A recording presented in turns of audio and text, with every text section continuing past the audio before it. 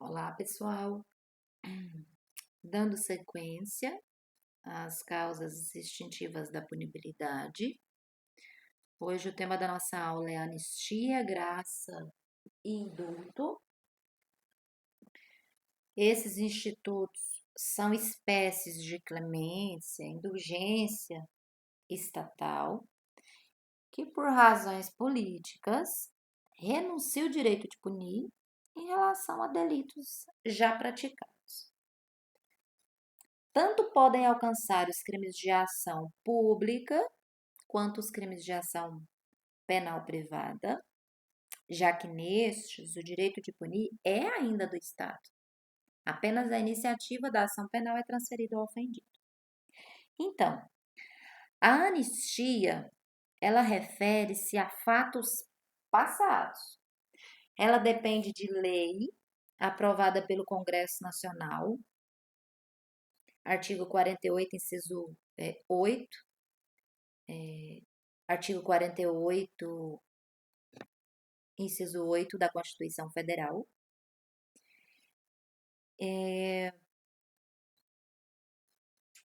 Já a graça e o indulto, elas dizem respeito a pessoas e são concedidas por decreto presidencial, né? Ou seja, a graça e o indulto resultam da concessão do presidente da República ou por seus delegatários desse perdão de determinado crime a determinada pessoa. Graça, porque a graça nós veremos que ela é individual, ou a um grupo de pessoas, que é o indulto.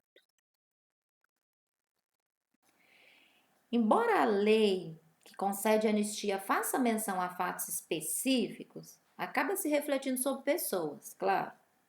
Uma vez que a finalidade é extinguir a punibilidade por condutas ilícitas por elas praticadas. Assim, por exemplo, eu gostaria de citar a Lei número 12.505 de 2011. Essa lei concedeu anistia a alguns crimes militares que foram cometidos por policiais e bombeiros militares dos estados do Alagoas, Minas, Rio, Rondônia, Sergipe, que participaram de movimentos reivindicatórios a fim de ter melhorias de vencimentos, condição de trabalho. Tudo isso aconteceu no dia 1º de janeiro de 1997. E a publicação dessa lei aos policiais e bombeiros militares dos estados da Bahia, Ceará, Mato Grosso, Pernambuco, né, e etc., que participaram desses movimentos reivindicatórios por melhorias, né? Então, nós tivemos uma lei número 12.191, de 13 de janeiro de 2010. Essa lei, ela concedeu anistia, fazendo menção, ou seja, mencionando esses fatos que aconteceram em 1997. Quais sejam? Os crimes militares praticados durante os movimentos reivindicatórios em determinados períodos por policiais militares, bombeiros de certos estados. Nos decretos de indulto, ao contrário, não há menção a fatos. Um exemplo de indulto, porque esse exemplo da Lei 12.505 de 2011 é um exemplo de anistia. Agora, um exemplo de indulto, nós temos, por exemplo, a concessão de indulto aos condenados a pena não superior a 6 anos que já tenham cumprido uma parcela, como 4/5 da pena, e que não sejam reincidentes em crime doloso. Esse é um tipo de exemplo de indulto. Contudo, gente, é importante frisar que alguns crimes são insuscetíveis, seja de anistia, seja de graça, seja de indulto. Esses institutos aqui, nós sabemos que eles podem alcançar todas as espécies de infrações penais, política, comum, militar, exceto em relação às que existam vedação expressa, ou seja, proibição nos termos da lei. De acordo com o artigo 5º da Constituição Federal, são insuscetíveis de anistia e graça os crimes de tortura, terrorismo e tráfico de drogas, os TTTs, e os definidos em lei como hediondos.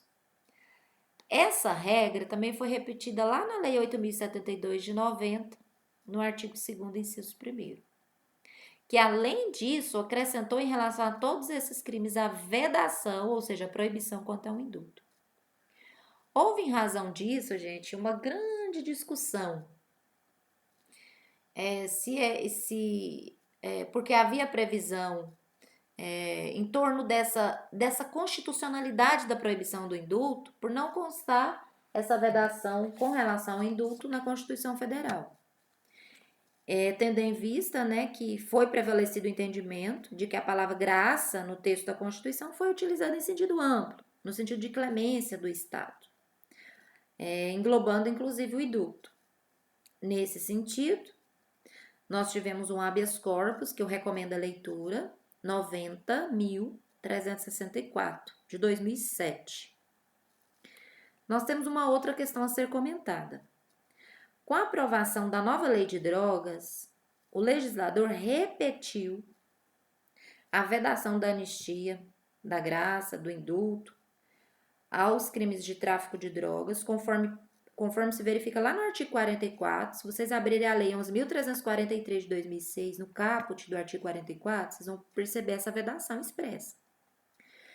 Porém, gente, o STF, nós tivemos um julgado, um habeas corpus 118.533, a relatora foi a Carmen Lúcia, em 2016, e o plenário do STF decidiu que o tráfico privilegiado de drogas não possui natureza hedionda.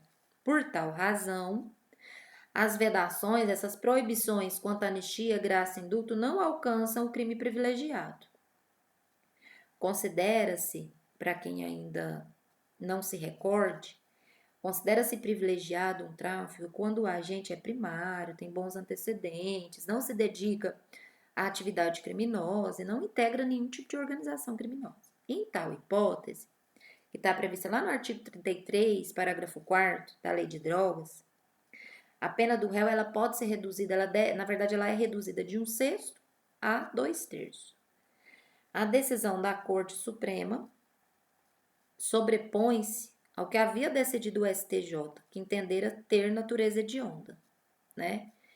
Por fim, o artigo 1º do parágrafo 6º da Lei 9.455 de 97, que veio depois da Lei dos Crimes Hediondos, a Lei 8.072 de 90, menciona em relação ao crime de tortura, vedação somente quanto à anistia e à graça, nada mencionando a respeito do indulto.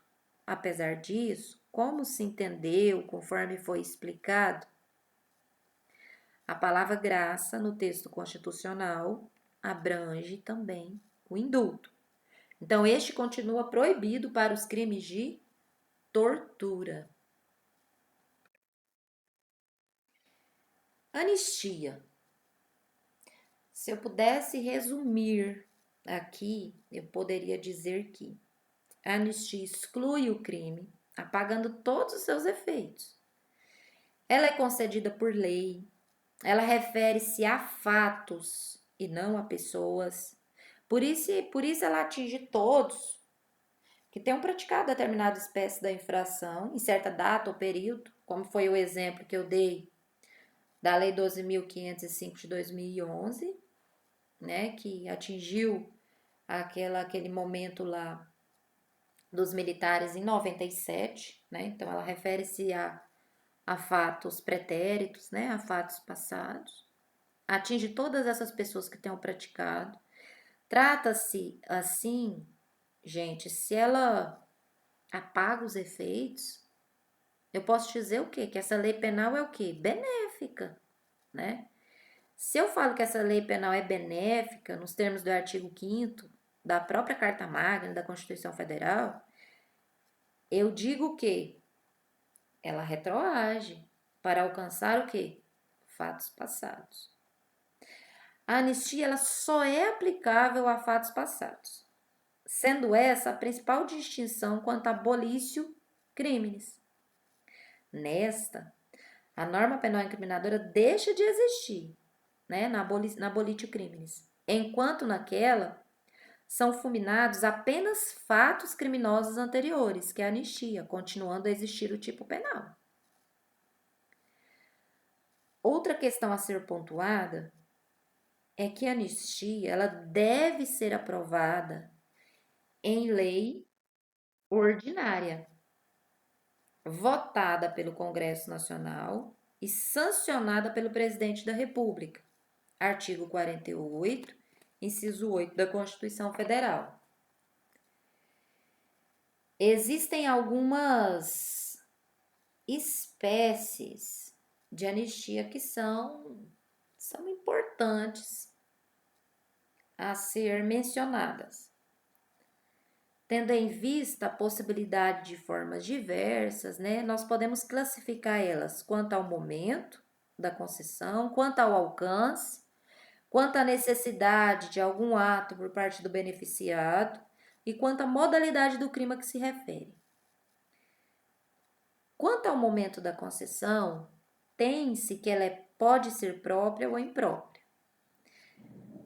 Com relação a concessão ser classificada como própria, é quando ela é concedida antes da condenação.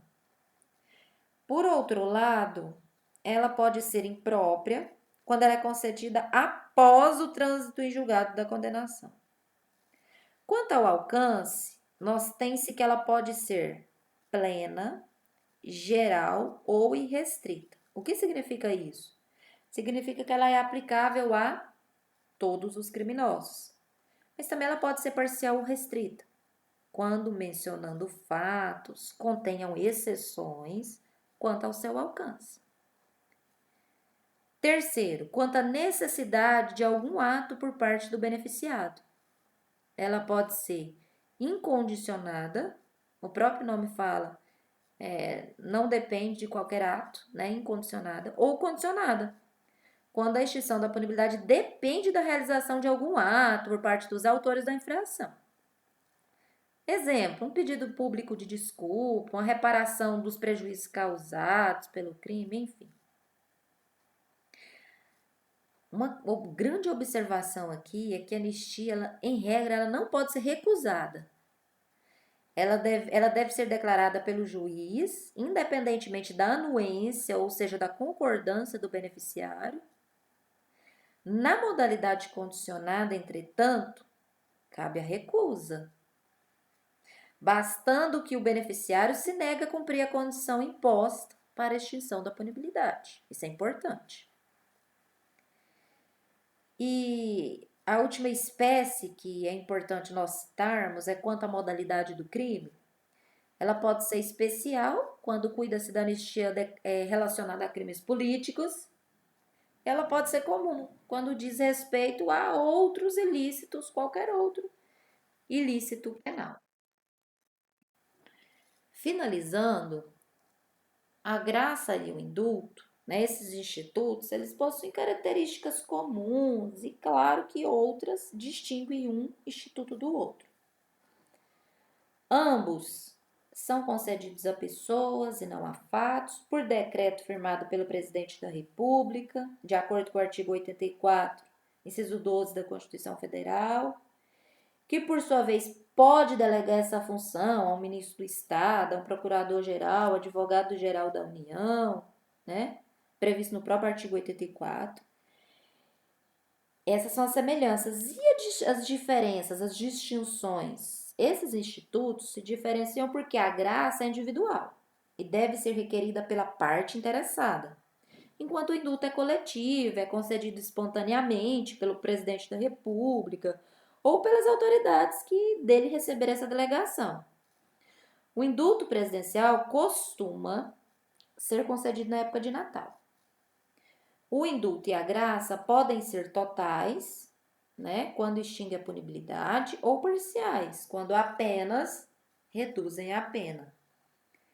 Esse decreto presidencial que prevê, por exemplo, a extinção da pena aos condenados por crime de roubo ou extorsão, que já tenham cumprido 3/4 da pena, constitui hipótese de indulto total, já que já o indulto parcial consiste na comutação, uma atenuante da pena após a condenação. Tal como a anistia, o indulto e a graça, também podem ser condicionados ou incondicionados. Além das restrições legais e constitucionais quanto à concessão desses benefícios aos crimes hediondos, né, e aos TTTs, aos famosos TTTs, tráfico de drogas, terrorismo e tortura, é evidente que, ao concedê-los em relação a outros crimes, o decreto possa conter restrições de acordo com deliberações e o poder discricionário do presidente da República. Nós tivemos um plenário do STF e um julgamento que eu recomendo a leitura, um recurso extraordinário, um RE, um recurso 628.658 e com o tema 371, em sede da repercussão geral, que aprovou a seguinte tese. Eu vou ler para vocês, mas depois deem uma lida.